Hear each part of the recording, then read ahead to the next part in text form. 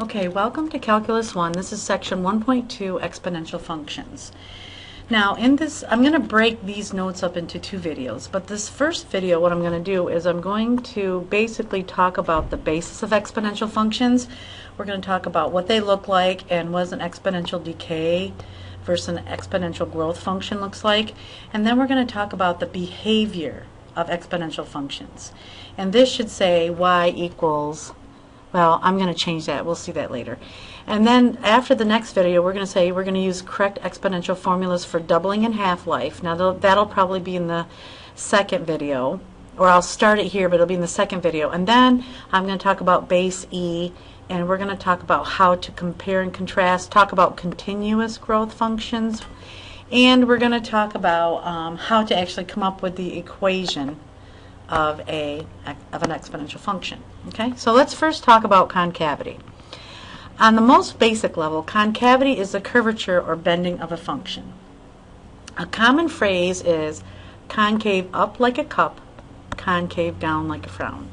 So if you look at a cup, so here's my little cup here, and I've got water in it. See how this curves like this? This is concave up so that water can go in it. Concave down like a frown is like a parabola. Has a negative x squared. So that shows you that one opens downward. So this is concave down and this is concave up. All right. Now there is a definition on concavity, and it says a function is concave up on a region if a line joining these 2 points lies above the graph. So if I had this see how this is concave up? All right. If I took these 2 points and join the line, it would be above the graph. That's concave up. So just think of concave up like a cup. But I wanted you to see the actual mathematical definition. Okay? A function is concave down on a region if a line joining 2 points is below the graph. And that's the mathematical definition. See how it turns down? So I want you to think of concave down like a frown. Now the reason why we're going to talk about concavity is because when you start squaring things or using exponential functions, you start getting curves. So let's look at this one. This is not an exponential function. Okay, it's actually a polynomial, but we're going to talk about just concavity. Now, every one of these lines start for something. So if you'll notice here, this is a 0 on my graph, this is a 1 on my graph, this is a -1 on my graphs, and so on and so forth. So if they ask us to determine where it's concave up and concave down, if I look at this part right here, do you see how this is concave down to about halfway, and then it switches and then goes concave up? So if they were to ask you where it's concave, and I don't want you to use, as you see, it's concave down all the way to when we get to 1. So how you're going to say is this: concave down goes from this graph, because it goes forever here, it goes from -infinity all the way to 1. It's concave down. And you notice it's not included because that's just where it switches concavity. And then when I say it's concave up, that goes from 1 to infinity. So that's going to be like this, 1 to infinity. All right? And if you look at the solution here, I've typed the solution, but it's nice to kind of go through this. The graph is clearly concave down on the far left and concave up on the far right. The real issue is to determine where the change is made. Now, this is interval notation that we did up here. This is set notation, so either one would work. I really like interval notation, but I wouldn't mark it wrong if you used the set notation. Okay, so let's look at the next page. It says discuss the concavity of this graph below, and this is a linear function, so it has none. Okay, so it's neither concave up or concave down, so you don't have to have it. Here again, lines are neither concave up or concave down. Now, decreasing and increasing functions. Now, this is kind of common sense for you guys, but I just want you to have this in your notes. Is a function is increasing and the values of f of x, which is your y's if you will, increase as x increases. We will also say the function is increasing if the slope is positive. This connection between the slope and the behavior of the function is something we will study in depth. So it increases from left to right, if you were to look at it, all right? So it increases from left to right. Is an increase, so I'm going to say increases here. All right? A function is decreasing, is decreasing if the values of y, or f of x, decrease as x increases. We also may say this function is decreasing if its slope is negative. So it decreases from left to right. So I know this is common sense, but it's nice to have it in your notes. All right. Now here it says determine where the function graph is increasing and where it's decreasing. So you'll notice these lines each count for 1. So we've got 1, 2, 3, here's 4, and you'll see right here it looks like it's a parabola. All right, and it looks like right at this spot right here it's switching. It's decreasing from here to here because it's got negative slope. Then it's increasing from here to here. So we'll say it's increasing when x is greater than 4, or you can say 4 to infinity. And it's decreasing when x is less than 4, or we can say from negative infinity all the way to 4. And remember, we don't include it. Okay? Now, this is the cool part about exponential functions, and I always love to show this to you. It says a function that grows by a given percentage over each fixed period of time is called exponential. So this is always a fun thing to do in class. You say you start with 1 penny on the very first day of a 30-day month, and your money doubles each day. So it increases, if you will, if it doubles, 100% each day.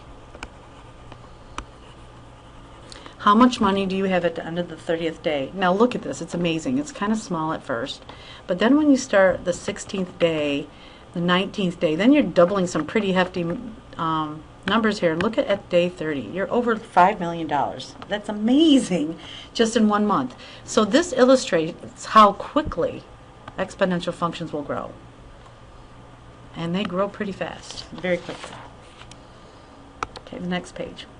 What does the formula for the exponential function look like? And we're going to use what I do to do this is y equals ab to the x. Now, in some books, they say p equals p sub 0 a to the t. This is very similar. I just want you to know is when you see anything like p sub 0, this 0 means your initial value or the initial time, okay?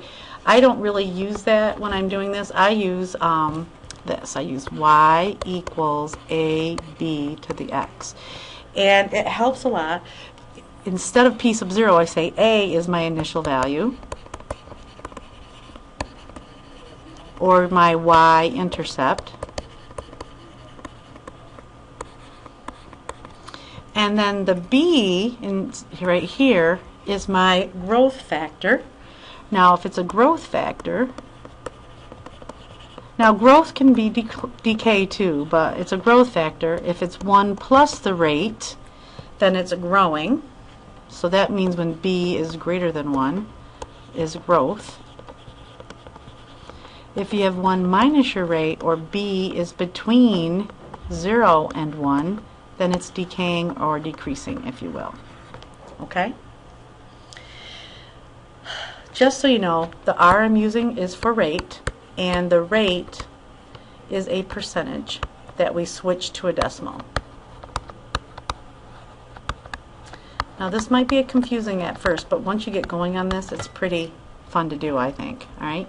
So for example here, if I looked at this function right here, y equals 3 times 2 to the x. 3 is my initial value. The 2 is the growth factor. Okay. If I want to know what the growth really was, I'd say, okay, 2, this right here is 1 plus the rate. So the rate had to be 1. And if I change that to a percentage, move that over, that'd be 100% growth. And that's what we're talking about by the penny. This one has initial value of 4 and has 0.5x. Well, this is between 0 and 1, so that's 1 minus the rate. So that equals 0.5. So that means this is a 50% decay. Right? Now I have a little table here for you to look at. It says a question, how can we tell if this exponential function? Well, if this was a linear function, you could do your little carrots, here's what I call, and see, okay, how are we going from 0 to 1, 1 to 2, and I see I'm increasing 1 each time. But then when I go to subtract these two, I see that it's different each time. So I know this isn't a linear growth. But if you made these ratios, if you did 1.2 over 6, 0.24 over 6, see how I got the arrows here? You would get a 0.20 or a 20% growth.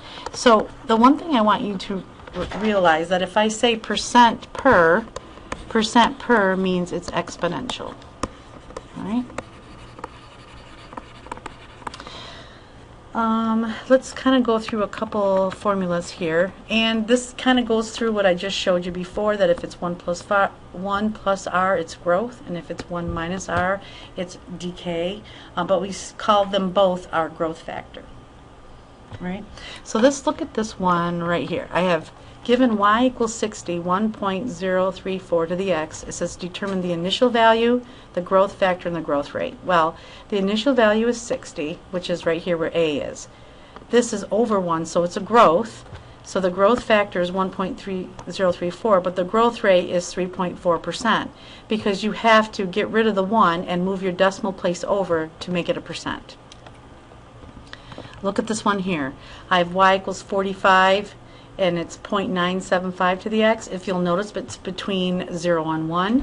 So the initial value is still here, that's 45, but the decay factor is 0.975, and the decay rate is 2.5. You have to subtract it from 1, and that shows you what the actual decay rate is. Given an initial value of 24 and a growth rate of 3%, write the formula. So if you'll notice, here's my 24. This is 1 plus r. Notice we took the 3% because percent is out of 100. When you want to write that as a decimal, it's 0.03. So 1 plus 0.03 is 1.03 to the x. And my second one is if it's a decay rate of 7%, write the formula. Now 7% switches to 0.07. And if I do 1 minus 0.07, that's where I get the 0.93.